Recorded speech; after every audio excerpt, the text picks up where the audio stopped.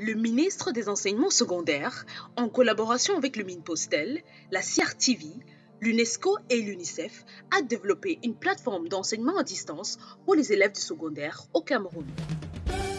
Une série d'enseignements dispensés par des enseignants de qualité pour les élèves du secondaire.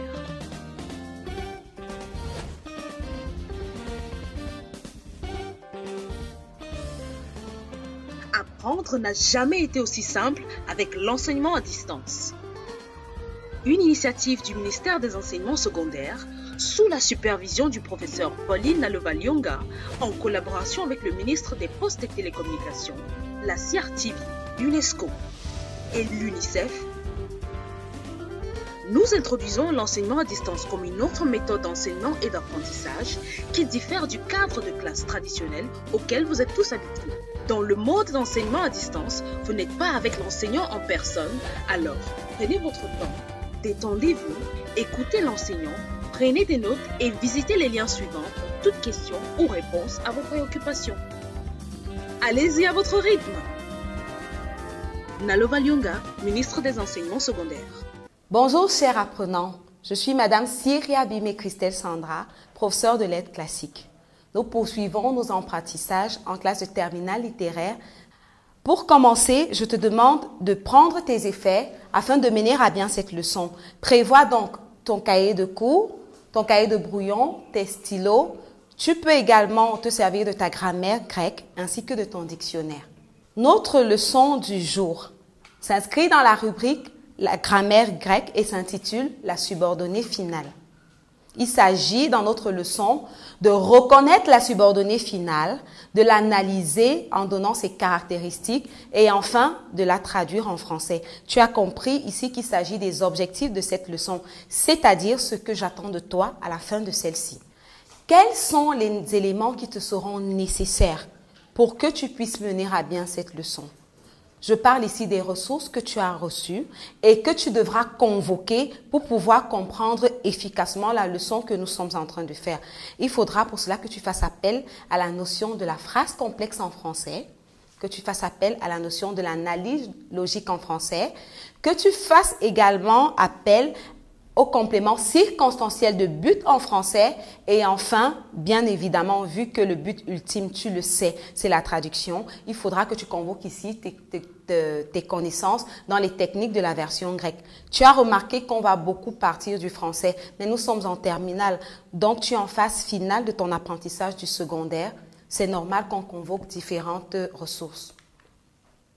Voici le plan de notre leçon. Tout d'abord, nous allons présenter le corpus d'études. Nous allons ensuite le manipuler et au terme de cette manipulation, tu pourras sans difficulté déduire les éléments qui rentreront dans notre leçon. Je suis en train de te dire que tu es celui qui va construire la leçon que nous nous apprêtons à faire. Installe-toi confortablement parce qu'après cette manipulation, dès lors que nous aurons déduit les éléments constitutifs du cours, je te proposerai un exercice qui nous servira d'application pour que tu puisses consolider les connaissances que tu auras reçues. Tu auras ensuite un devoir à faire à la maison. Voici le texte qui va nous servir d'appui. Lisons-le ensemble. Il est constitué de deux phrases. Première phrase. Basileus haireitai uk hina eotu kalos epimeletai al hina kai hoi elomenoi di oton eu pratosin. Deuxième phrase. Ton fuemenon ectes ges tas dynameis hoi paides emanton horos hopos tois men ophelimois conto ton de blaberon arecointo. Maintenant, je vais te proposer une série d'activités que tu devras mener en te basant toujours sur le texte. À chaque fois, le texte sera remis à l'écran pour faciliter le déroulement des activités. La première tâche que tu auras à effectuer sera de relever tous les verbes contenus dans le corpus en indiquant leur temps, mode, et ce faisant, tu devras fixer les différentes formes que tu vas observer. Relève dans le texte tous les verbes et indique leurs temps et modes. Si tu as eu le temps de copier le texte tout à l'heure, tu peux t'en servir ou alors regarde simplement ton écran. Le corpus s'affiche de nouveau. Bien. Tu as sûrement trouvé comme verbe aireitai. Tu as sûrement trouvé qu'il était à l'indicatif présent. Epimeletai est lui au subjonctif présent. Pratosin est au subjonctif présent également. Nous avons emantanon qui est à l'indicatif imparfait. Kronto qui est à l'optatif présent et arekonto qui est lui également à l'optatif présent. Je te félicite pour cette brillante réponse. Nous avons donc noté 6 verbes et nous avons donné leur temps et modes. Maintenant, poursuivons. Quelle est la nature des mots qui s'affichent en gras? Quelle est leur nature? Quel est leur sens? Si tu observes attentivement le corpus qui s'affiche de nouveau à ton écran, tu verras qu'il y a 2 mots mis en gras. Donne leur sens et également leur nature. Évidemment, tu dois faire appel aux connaissances que tu as accumulées tout au long de tes études de la langue grecque. Tu as certainement fixé des mots invariables. Tu sais ce qu'ils sont, tu sais quelle en est leur traduction. Tu peux évidemment te servir de ton dictionnaire grec, hein. Il n'y a pas de souci. Tu peux te servir de ta mémoire, ce serait l'idéal. Donne la nature et le sens des mots en gras dans le texte. Nous avons ina et opos. Ina et opos sont les mots qui sont mis en gras. En te servant soit de tes connaissances en différents mots invariables grecs, soit de ton dictionnaire, tu as sûrement trouvé qu'ils signifient afin que, pour que, bravo. Maintenant, passons à la 3e et dernière tâche. Compte tenu de ce que tu viens de voir, c'est-à-dire compte tenu des verbes, de leurs temps et modes, compte tenu des mots invariables que tu viens brillamment de trouver, quelles peuvent être les caractéristiques et la fonction de la subordonnée finale en grec? Réfléchis, tu es un finissant, donc ta connaissance personnelle est beaucoup convoquée. Voilà pourquoi, hormis les ressources que tu as reçues, on a besoin que tu fasses appel à ton esprit d'analyse, à ton esprit d'interprétation, à ta capacité de déduction, d'observation. Quelles sont les caractéristiques, d'après les activités que tu as menées, de la subordonnée finale en grec? Très bien. Tu as sûrement trouvé que la subordonnée finale grecque se caractérise par la présence d'une conjonction de subordination exprimant le but. Nous avons vu tout à l'heure que en et opos pouvaient signifier afin que ou pour que. Donc, tu as vu que la proposition subordonnée finale peut se caractériser par la présence d'une conjonction de subordination exprimant le but et d'un verbe au subjonctif. Tu as sans effort conclu que sa fonction est complément circonstanciel du but du verbe de la principale. Alors, en te félicitant pour cette brillante déduction que tu as faite, nous sommes dans le cours, tu l'as construit, tu l'as compris, je te propose qu'on le note à présent. Nous allons retenir que pour ce qui est de la définition de la subordonnée finale en grec, il s'agit d'une subordonnée exprimant le but de l'action réalisée dans la principale. En grec, la subordonnée finale, disais-je, est une subordonnée qui exprime le but de l'action réalisée dans la principale. Voici ses caractéristiques. Elle est introduite par les conjonctions de subordination ina et opos, signifiant afin que, pour que, comme tu l'as brillamment trouvé tout à l'heure. Deuxième caractéristique de la subordonnée finale, elle se construit avec un verbe au subjonctif. Cependant, le verbe peut être à l'optatif si le verbe de la principale est au passé. En récapitulant cette partie, il ressort que le verbe de la subordonnée finale est toujours au subjonctif, sauf si celui de la principale est à un temps du passé. Dans ce cas-là, le verbe sera à l'optatif. La subordonnée finale a toujours son verbe au subjonctif, sauf si le verbe de la principale est au passé. Dans ce cas-là, la subordonnée finale aura son verbe à l'optatif. Prenons à présent cet exemple. Ton fuemenon ectes ges tas dynameis oi paides et mantanon. Opos tois men ophelimoi conto, ton deblaberon apecanto. C'est la phrase 2 de notre corpus. Nous voyons ici que la subordonnée finale de notre phrase est introduite par la conjonction de subordination que tu as reconnue en début d'activité, opos, le verbe de la principale étant à l'imparfait et maintenant, le verbe de la subordonnée sera par conséquent à l'optatif. Nous sommes d'accord que si le verbe de la principale n'avait pas été à l'imparfait, qui est donc un temps du parfait, qui est un temps du passé, pardon, on aurait eu le verbe ici au subjonctif. Très bien. Maintenant, quelle est la fonction de la subordonnée finale? Quelle fonction occupe-t-elle dans la phrase? La subordonnée finale grecque a pour fonction complément circonstanciel de but du verbe de la proposition principale. Ça, tu l'avais compris parce que cette fonction découle directement de la traduction des conjonctions de subordination qu'il introduisent. On a afin que pour que tu le sais en français et tu comprends pourquoi on convoquait tes connaissances en français, afin que ou pour que exprime le but. Et c'est la raison pour laquelle la subordonnée finale grecque a pour fonction complément circonstanciel de but du verbe de la principale. Je t'annonçais au début de la leçon un exercice d'application qui devait te servir à vérifier que tu as bien compris les notions que nous venons de voir. Le voici. Traduis les phrases du corpus en français après avoir souligné les subordonnées finales.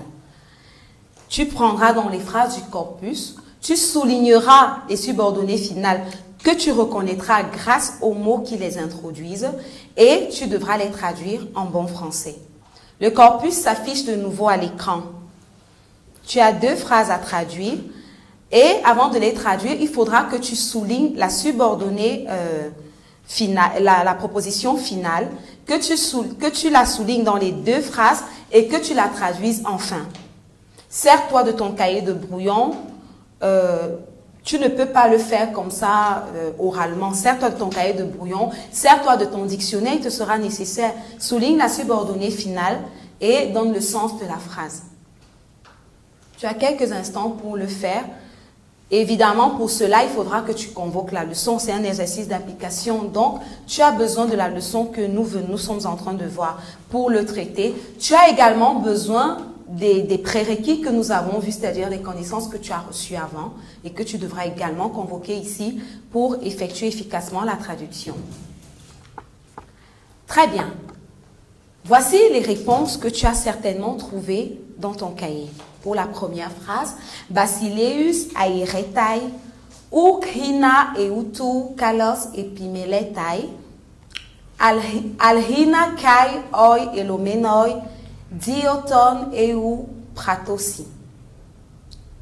La réponse que tu as certainement trouvée pour la traduction de cette phrase, c'est « Le roi fait un choix afin que non seulement il s'occupe bien de lui, mais que les sujets se réfèrent bien à lui. » Avant ça, souviens-toi qu'il était question pour toi d'identifier la proposition finale.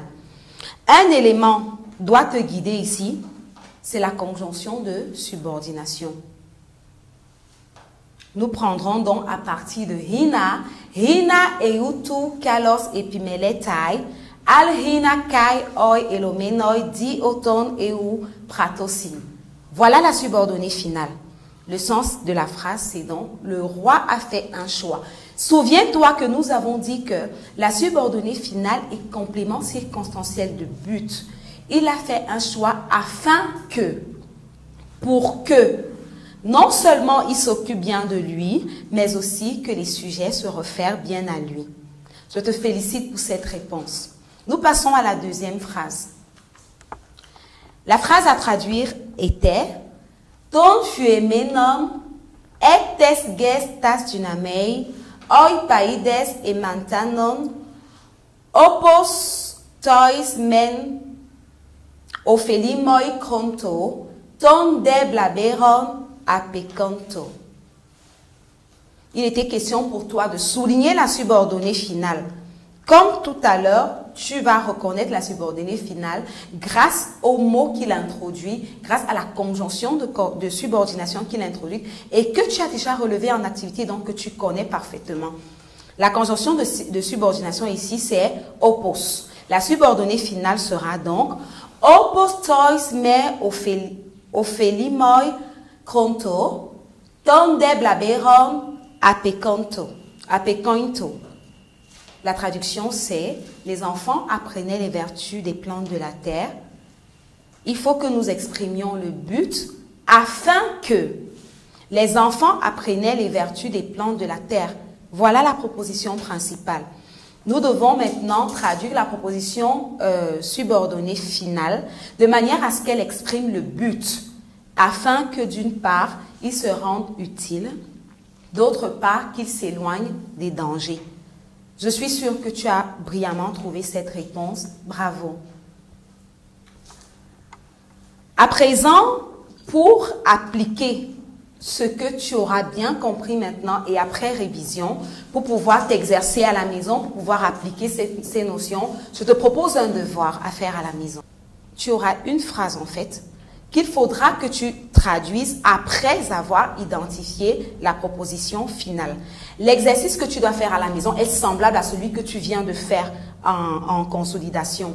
Il faudra que tu soulignes la proposition subordonnée finale et après l'avoir soulignée, que tu puisses traduire la phrase complète. Voici la phrase à traduire.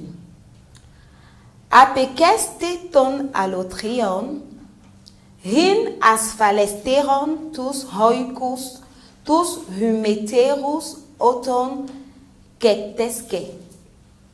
Nous relisons. Apekeste ton alotrion, hin asphalesteron tus hoicus, tus humeterus oton kekteske. Pour cette phrase, donc, il faudra que tu soulignes la subordonnée finale et que tu la traduises en français. Nous sommes rendus à la fin de ce cours qui portait sur la proposition finale en grec. Nous avons vu qu'est-ce que c'est qu'une proposition finale. Nous en avons vu les caractéristiques, c'est-à-dire les éléments qui la différencient d'une autre. Nous avons vu les mots qui l'introduisent. Nous avons également vu les effets de sens qu'elle produit. Je te retrouve pour la prochaine leçon qui portera sur des exercices ayant pour but de vérifier toutes les ressources de l'année. Ces exercices se feront sous forme d'épreuves et ce sera l'occasion pour toi de te préparer à affronter efficacement les épreuves finales lors des examens officiels. D'ici à ce qu'on se retrouve, relis tes leçons, exerce-toi davantage et porte-toi bien.